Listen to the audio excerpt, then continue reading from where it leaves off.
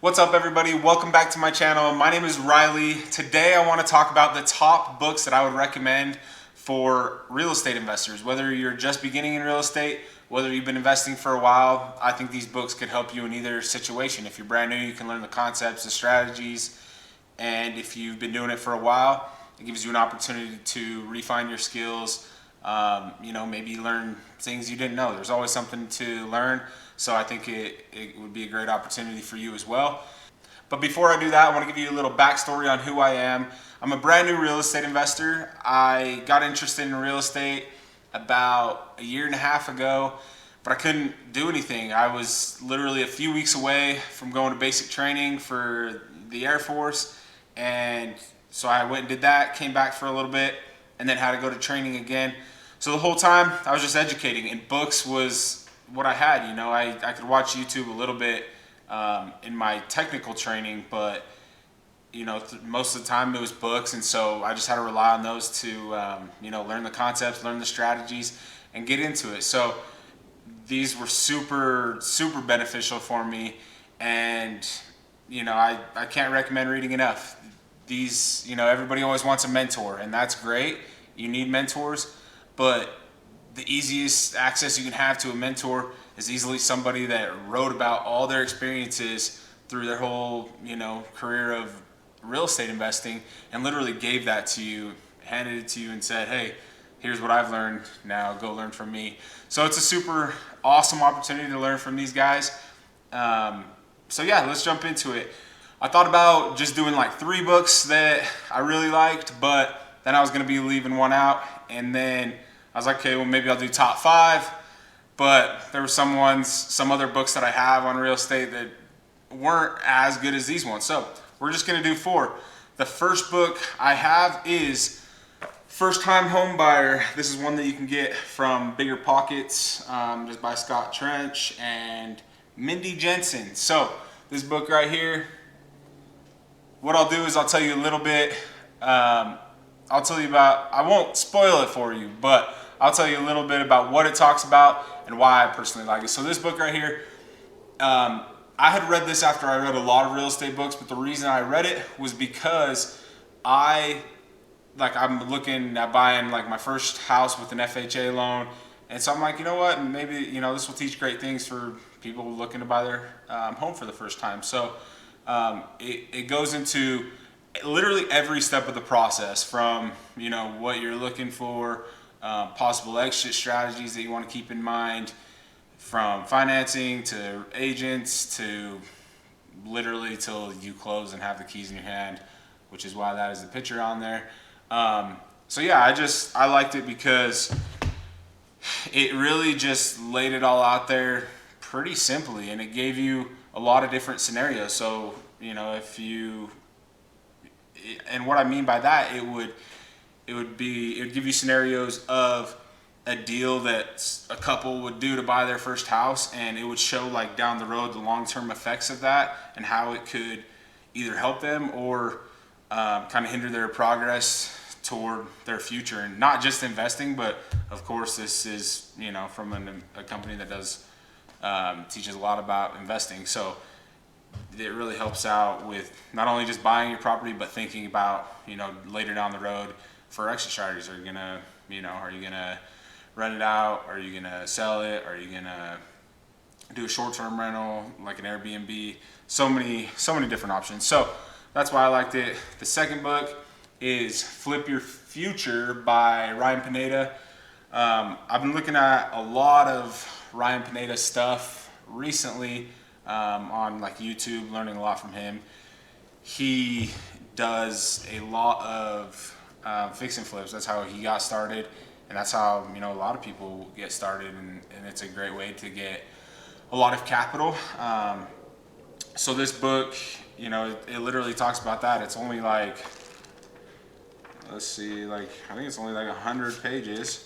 Yeah, 90 something pages, and he literally just like walks you through everything that you need to know to be able to flip your first house. And like it says on the title, how to quit your job, live your dreams, and make 6 figures your first year flipping in real estate.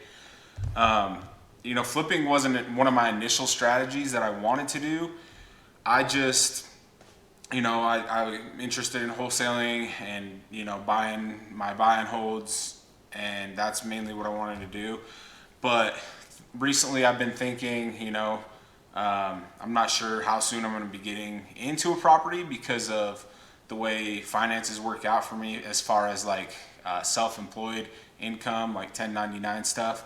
It makes it kind of hard for you to be able to kind of qualify for some things as far as financing goes with lenders. So I thought, maybe I could do it. I mean, I know the concept. I do, the same things outside for my normal, job. I do a lot of the same concept with motorcycles. Get motorcycles, fix them up, sell them, stuff like that. So obviously, house is a lot different. There's a lot more pieces to it, but I know that, the general idea.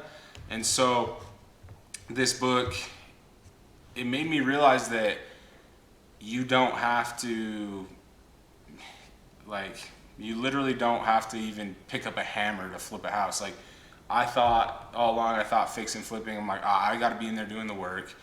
I'm sure I could figure out how to do it, but I didn't want to do that. But to see that Ryan Pineda's flipped, probably thousands of houses now, and he's never even done any of the work, I was like, okay, maybe that's something. So I picked it because, if flipping is something you're interested in or you need capital, super good way to do it. And he lays it all out there. Same as the other book. Really just talks about how different ways to find it, different ways to fund it. How to find contractors, and how to go about the disposition as far as, are you going to sell it? Are you going to keep it as a rental property? So super great book if you are learning to fix and flip. This third book.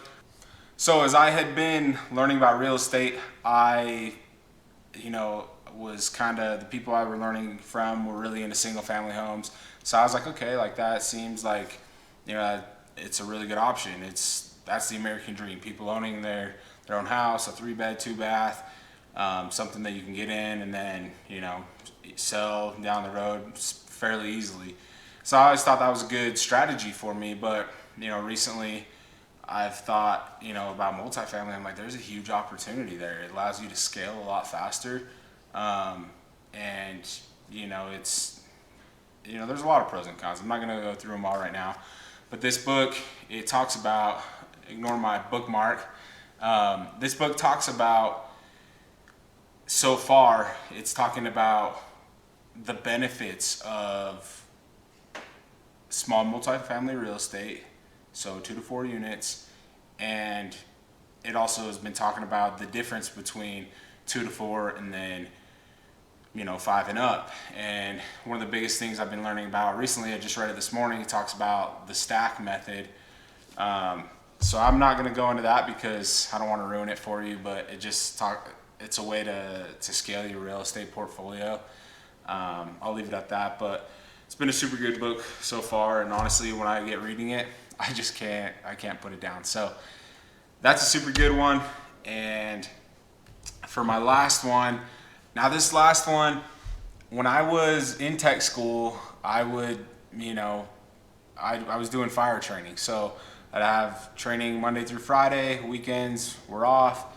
I had friends that I made down there, but, I really wanted to learn about real estate. I spent a lot of time in my dorm just reading and watching YouTube videos and looking at deals and kind of just thinking how I wanted to go about this real estate business, and how I was gonna do it, how I was gonna do my portfolio, and all that. And so I had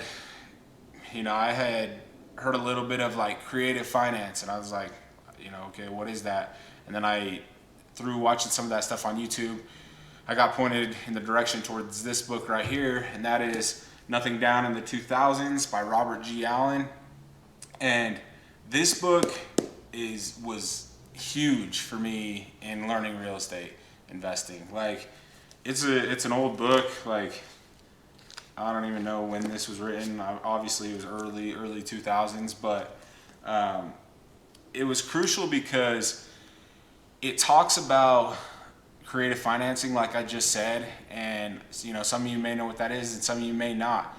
But creative financing, it basically allows you to buy houses with no banks, no credit checks, sometimes no money down or low money down. It's mind blowing, and I know that may not make sense to some of you. You're like, how is that possible? I get it. I was the same way, but I'd read some other books and wasn't really understanding it the greatest. It wasn't explained the greatest, and then when I read this book, like, it was crystal clear for me. So this book is absolutely super important to read, especially if you don't have a lot of money like me. That's a way to do it. And so Robert G. Allen, the guy who wrote this book, I heard him speak a few weeks ago at a real estate investing, kind of like a mindset business seminar, whatever you want to call it.